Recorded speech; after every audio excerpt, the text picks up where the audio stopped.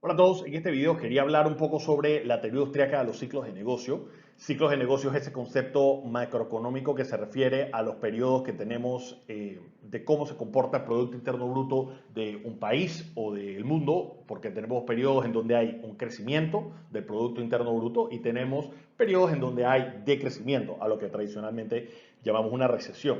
Ahora, la pregunta es, ¿por qué ocurre esto? Hay diferentes vertientes y diferentes corrientes que tratan de dar un poco la explicación a por qué tenemos momentos de expansión y por qué tenemos momentos de recesión. Y podríamos dividirlo en cuatro grandes grupos. De hecho, hay muchas otras teorías. Estas son, digamos, las cuatro más tradicionales o, digamos, las cuatro más conocidas. Tenemos todo lo que es el movimiento keynesiano, con todas sus vertientes. Tenemos nuevos keynesianos, tenemos neo-keynesianos, tenemos post-keynesianos, tenemos keynesianos tradicionales. A cada una de estas vale la pena, digamos, hacerle cada uno su propio video. Yo en este me quiero enfocar un poco en cuál es la teoría austríaca, porque me parece que es muy relevante ver cuáles son esos conceptos y cómo aplica a lo que tal vez está ocurriendo hoy día en los mercados. Tenemos los ciclos reales y tenemos a los monetaristas. Cada uno de estos conceptos tiene una explicación de cuál es el origen de los ciclos de negocio.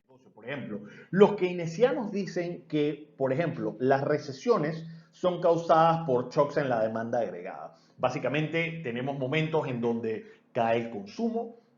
Al caer el consumo, por ejemplo, no tenemos, digamos, a tantas personas comprando, entonces eso debería causar cierto nivel de desempleo. ¿Y por qué causa desempleo una caída en el consumo o bien, por ejemplo, una caída en la inversión? Bueno, el modelo tradicional o el neoclásico se basa en que los precios se ajustan. En el momento que tú tienes una caída en la demanda, debe haber entonces una corrección en el precio y eventualmente una corrección en la oferta. Sin embargo, Keynes y los monetaristas también van a hacer el mismo argumento, que los precios no se ajustan tan rápido, no hay tanta flexibilidad de precios, a lo que él llamaba que los precios son pegajosos. Y al no poder tener esa flexibilidad en precios y que los precios no puedan variar por diferentes razones, porque tenemos leyes de salario mínimo, las personas no quieren reducir sus salarios, entonces lo que acaban haciendo muchas empresas es, en lugar de estar reduciendo el salario de las personas, acaban votando personas. Entonces esto obviamente exacerba más el problema, no solamente tienes la caída en la inversión o tienes la caída en la demanda, haciendo que las empresas no puedan tener suficientes ingresos, sino que también estás votando a más personas. Tenemos entonces la postura de los monetaristas y que la causa de la recesión, según los monetaristas, es que tenemos una mala política monetaria. Política monetaria, de hecho ya he hecho un par de videos sobre esto. La política monetaria es probablemente uno de los conceptos más importantes y fundamentales en finanzas y en inversiones. Nosotros ya hemos aprendido que si de cierta manera se manipula la oferta monetaria, es decir, la cantidad de dinero que está circulando en la economía, nosotros podríamos estar en el corto plazo causando periodos de crecimiento o causando periodos de recesión. Básicamente hay una relación en el corto plazo que te dice que si tú aumentas la oferta monetaria, eso puede ayudar al crecimiento, pero en el largo plazo vamos a tener inflación y devaluación de la moneda. Mientras que en periodos donde tenemos bastante inflación o tenemos la economía, digamos, recalentada, una de las cosas que podría hacer el FED o el Banco Central es restringir un poco la oferta monetaria. De esa manera desaceleras la economía y eso reduce la inflación. Básicamente, y para resumir la postura de los monetaristas, las causas de las recesiones son mala política pública, tener a un banco central imprimiendo mucho dinero o no imprimir suficiente en los periodos que sí hay crecimiento económico.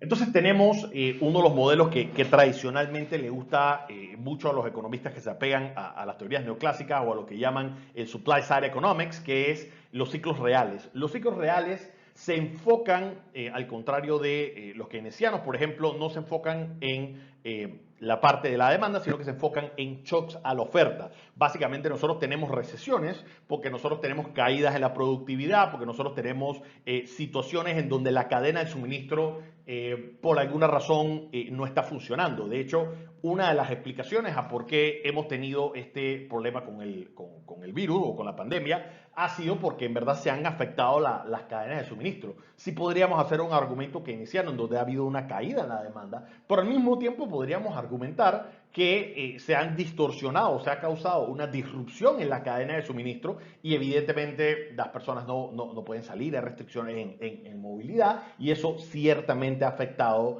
la oferta. Entonces, esa es básicamente la postura de ciclos de negocios. Voy a tratar de hacer un video de cada uno de estos y hacerle justicia a lo interesante que son cada una de estas teorías. Pero el propósito de este video básicamente era dar la postura de cuál es, digamos, la teoría austríaca de por qué se generan los ciclos de negocio. Y esta va muy de la mano con la lógica de los monetaristas, porque las recesiones, según Ludwig von Mises o según Friedrich Hayek, es que la causa de las recesiones es por una manipulación al costo del dinero. Muy de la mano con el tema de la oferta monetaria. Nosotros sabemos que si aumenta la oferta monetaria, el precio del dinero cae o el costo del dinero cae. Entonces ahí tenemos una situación que me parece muy relevante y digamos es el propósito de este video, entender cómo el hecho de que las tasas estén artificialmente bajas hace que el costo del dinero sea barato y entonces las personas empiecen a invertir en proyectos que bajo otras circunstancias no fuesen rentables. Entonces veamos cómo esto se apega a la situación que estamos viviendo actualmente. Regla básica en finanzas corporativas. Uno siempre debe invertir en un proyecto donde el valor presente neto sea superior a cero. Es decir, yo lo que voy a tratar de calcular es mis beneficios futuros, cuáles son los costos, tratar de traer eso a valor presente y en la medida de que el proyecto tenga un beneficio a valor presente mayor o igual al costo, entonces yo debo hacer ese proyecto. Tenemos otra regla muy parecida y muy de la mano a esto, que es que el ROIC, es decir, el retorno al capital invertido, debe ser superior al costo ponderado de capital. Esto tiene mucho sentido. Si yo, por ejemplo, digo que mi costo promedio de cada dólar es 10% y yo voy a invertir ese dólar que me cuesta 10% en un proyecto que me da 15% de retorno, yo debo hacer ese proyecto porque estoy cubriendo ese 10% de costo y me estoy ganando entonces ese 5% de diferencia. En cambio, si yo tengo un proyecto que me está dando un retorno de 8% y me cuesta 10, estoy realmente perdiendo valor. Entonces, esas son las dos reglas básicas y fundamentales de las finanzas corporativas a la hora de tomar un proyecto de inversión. Un poquito de fórmulas para que entendamos la dimensión de cómo los ciclos austríacos juegan un rol fundamental en el análisis de las empresas y que podrían estar causando una distorsión importante. Aquí les explico un poquito dónde está ese costo de la deuda o dónde está ese costo del dinero en la fórmula, por ejemplo, de valoración de empresas. En esta primera fórmula, que es el enterprise value o el valor de la empresa, nosotros podemos calcular de una manera muy básica que el valor presente de una empresa es equivalente a o es igual a el flujo de caja libre de esa empresa a una tasa de crecimiento sobre el WACC, que es mi costo promedio de capital, menos esa tasa de crecimiento. Aquí nos estamos dando cuenta de una cosa muy importante, porque por ejemplo, si el WACC está en el denominador, es decir, que mi costo ponderado de la deuda está en el denominador, mientras más chico sea ese número, al estar en el denominador, el valor de esa ecuación debe ser mucho más alto. Mientras que si, digamos, tuviese un WACC alto, sí va a ser un efecto hacia la baja, digamos, el valor de la empresa. El WACC, ahí está la fórmula, básicamente la podríamos ver, es cuánto es mi costo de la deuda o mi costo de los préstamos. Obviamente hay un escudo tributario, por eso vemos ese elemento de 1 menos T, y el porcentaje de deuda que estoy tomando. Del otro lado tenemos entonces que a eso se le suma la ponderación del porcentaje de patrimonio contra el costo al patrimonio. Y costo de deuda podríamos definirlo como la tasa libre de riesgo más este concepto de credit default spread, o básicamente cuánto es la prima de riesgo dependiendo del nivel de crédito. Y ahí deberíamos tomar en consideración varios temitas, como por ejemplo cómo se mide ese nivel de riesgo. Voy a dar, digamos, algunos proxies, porque esto obviamente va a depender de cada mercado, va a depender, esto es una cosa que fluctúa también todos los días, pero vamos a dar, digamos, ciertas métricas para poder tener una comparación. El concepto que me gustaría que se lleven detrás de esto es cómo el WACC está incluido en el tema de la valoración de la empresa. No solamente que el ROIC debe ser mayor al WACC, que el retorno promedio de cada dólar debe ser mayor que el costo promedio de cada dólar, sino que el WACC es una pieza fundamental en la valoración de la empresa porque es la tasa de descuento que vamos a utilizar para descontar todos esos flujos futuros. Entonces, tenemos aquí, por ejemplo, una situación en la que el aumento de precio de los activos pareciera estar creciendo y ha estado creciendo desde hace muchos años. De hecho, aquí nosotros estamos viendo el indicador que algunas personas le llaman el Buffett Indicator, porque Warren Buffett lo usa bastante. Esto es básicamente el índice Wilshire 5000 y básicamente te mide el Total Market Cap. Yo hice un video de esto o un post de esto en mi Instagram si quieren revisarlo, pero básicamente te dice es cuánto es el precio de cada una de esas acciones multiplicado por la cantidad de acciones. Eso te da, digamos, el valor total del equity del mercado, y esto básicamente agarra todas las acciones que cotizan en bolsa en los Estados Unidos. Por eso no usa el S&P 500, sino que usa todas las acciones que se cotizan en bolsa en Estados Unidos, y lo hace en relación al Producto Interno Bruto. Se dice tradicionalmente que cuando nosotros tenemos que este indicador está por debajo de 75, las empresas están tradicionalmente a un buen valor de mercado. Este indicador no es perfecto, pero una de las cosas que podríamos ver es que actualmente este indicador está al doble del Producto Interno Bruto de los Estados Unidos, y eso es una cosa que nos debería preocupar porque está realmente alto. Comparémoslo con cómo estaba en los años anteriores, y miren cómo ha estado subiendo estrepitosamente hasta llegar a un momento que está al doble del Producto Interno Bruto. Aquí tenemos, por ejemplo, y he también hecho varios posts sobre esto, que es el famoso CAPE. CAPE en inglés significa Cyclically Adjusted P/E Ratio. Básicamente es esa métrica o ese índice que utilizamos del precio en relación a las ganancias, pero ajustado cíclicamente. Este es uno de los indicadores que usa Robert Shiller. De hecho, esto lo tomé directamente de la página de Robert Shiller, actualizado lo más reciente posible.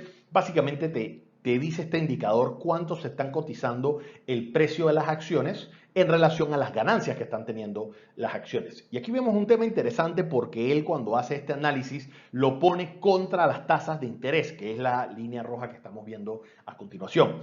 Vemos que hay momentos en donde hay picos y que esos picos son puntos interesantes. Por ejemplo, 1929 fue la fecha en la que empezó la Gran Depresión. Obviamente tuvimos un aumento grande en la bolsa de valores y después tuvimos una caída drástica. Ahí nosotros vemos como, por ejemplo, cuando las tasas eran relativamente bajas, vemos cómo está subiendo esa línea verde, y vemos que se cruzan las líneas cuando empieza a subir esta línea roja. Empieza a caer el precio de las acciones. Lo podemos ver como después de 1901, en el momento que empiezan a subir las tasas, empieza a caer el CAPE. Y en el momento que empieza a caer de vuelta las tasas, empieza a subir nuevamente hasta que tuvimos ese crash en 1929. No vemos mucho que después de esa caída las tasas se comporten de una manera contraria o que tengan una relación negativa con el CAPE. De hecho, tenemos un largo periodo de varias décadas en las que el patrón era que iban subiendo las tasas e iba subiendo el precio, pero sí ya tuvimos después de 1966, cuando empezaron a subir de vuelta las tasas hasta llegar a su máximo en 1981, y entonces ahí vemos que cayó el valor entonces del CAPE. Aquí, obviamente, en ese periodo tuvimos un análisis importante por parte de los monetaristas en la que decían, bueno, lo que pasa es que tenemos un periodo de muy alta inflación, y entonces lo que nosotros tenemos que hacer para desacelerar la economía es obviamente subir las tasas. Entonces esto fue a propósito en 1981, pero empezamos a ver nuevamente que después de 1981, que empiezan a caer las tasas de interés, entonces empieza a subir de nuevo el CAPE, empieza a subir de nuevo esa relación precio de las acciones sobre las ganancias. En el 2001 tuvimos, todos recordaremos que tuvimos el crash de lo que llamamos el dot-com bubble, o la burbuja del dot-com, la burbuja del internet.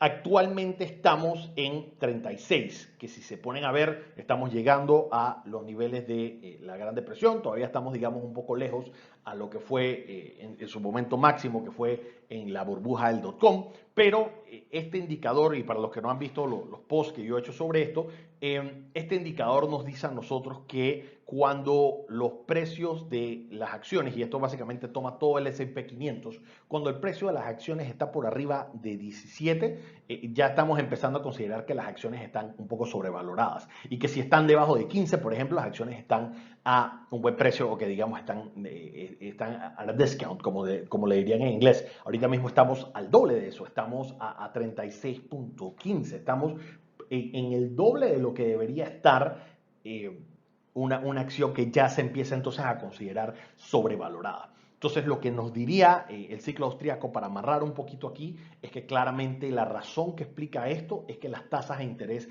están bastante bajas, y al tener esa baja en las tasas de interés, eso está motivando a que el costo de oportunidad del dinero sea relativamente barato, y entonces que las empresas se empiecen a valorar, porque ese WACC se vuelve relativamente bajo. Aquí hay un tema de la percepción de riesgo también, que si nosotros estamos diciendo que el costo de la deuda va muy de la mano con lo que llamamos un credit default swap, aquí nosotros podemos utilizar, por ejemplo, lo que llamamos el debt spread. El debt spread es básicamente la diferencia que existe entre la tasa libre de riesgo y la LIBOR.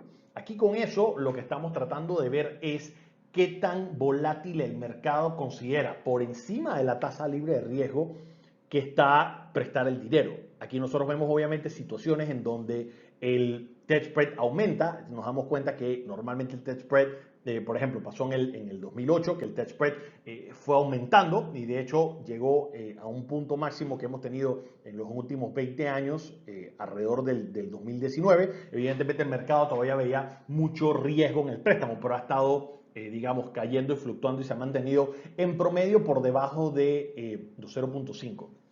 Y vuelvo y digo, esto es cuánto por encima de la tasa libre de riesgo es que está prestando el mercado en promedio, básicamente. Aquí, ¿en qué momento estamos? Estamos en un momento donde el mercado percibe que no hay riesgo. Entonces, si tenemos una tasa libre de riesgo baja y tenemos, digamos, esto, utilizarlo como proxy para el credit spread, default spread, aquí básicamente estamos diciendo que el mercado está percibiendo que el costo de endeudarse es relativamente bajo porque el riesgo es relativamente bajo. Cosa que evidentemente yo estoy un poco en desacuerdo, por eso está motivando mucho a que entonces las personas estén valorando los activos de otra manera. Entonces, para concluir, ¿por qué debemos considerar este modelo? Bueno, este modelo no explica todas las recesiones, y ciertamente hay que tomar en consideración lo que nos dice la postura keynesiana, lo que nos dice la postura monetarista y lo que nos dice la postura de los ciclos reales. Pero este modelo, en su elegancia y en su simplicidad, nos dicen cosas que son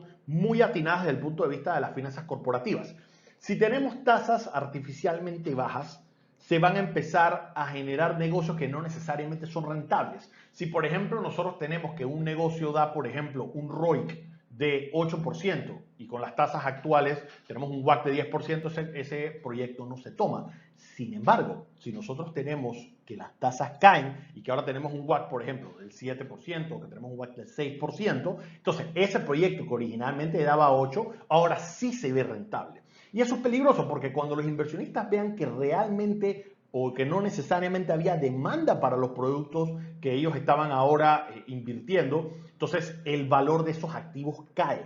Al caer el valor de esos activos, si tenemos una situación de que hay mucho apalancamiento en el mercado, podríamos tener una secuencia de impagos que podrían producir una recesión muy fuerte como la que tuvimos en el 2008. Entonces ahí ya tendríamos una crisis de empresas muy apalancadas. E inclusive, y esta es tal vez una de las cosas más importantes que deberíamos tomar del modelo de ciclos de negocios austriacos, es que podríamos tener un factor endógeno, es decir, una cosa que sale del mismo sistema, una cosa que en teoría deberíamos poder controlar, causando una recesión del tipo W para el 2021 o para el 2022. ¿Qué quiere decir una recesión tipo W? Tenemos una caída seguida por una recuperación y nuevamente seguida por una nueva caída. Yo de hecho tengo un video en el que explico esto, de hecho he hablado bastante de este tipo de cosas. Tenemos la recuperación tipo B, es una caída seguida por una recuperación bastante rápida. La recuperación tipo W es una caída un poco más prolongada, pero que regresas